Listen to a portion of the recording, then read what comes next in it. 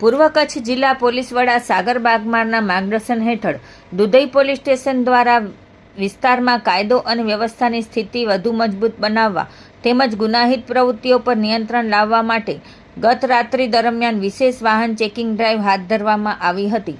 Dudhai PI NB ડોડિયાના નેતૃત્વ હેઠળ police staff દ્વારા મુખ્ય માર્ગો તથા સંવેદનશીલ વિસ્તારોમાં વાહનોની સઘન ચકાસણી કરવામાં આવી હતી.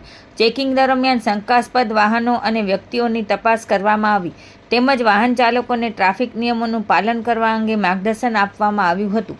પોલીસ દ્વારા વાહનોના દસ્તાવેજો, ડ્રાઇવિંગ લાયસન્સ તેમજ અન્ય જરૂરી વિગતોની ચકાસણી કરી કાયદાનું પાલન સુનિશ્ચિત કરવામાં આવ્યું હતું.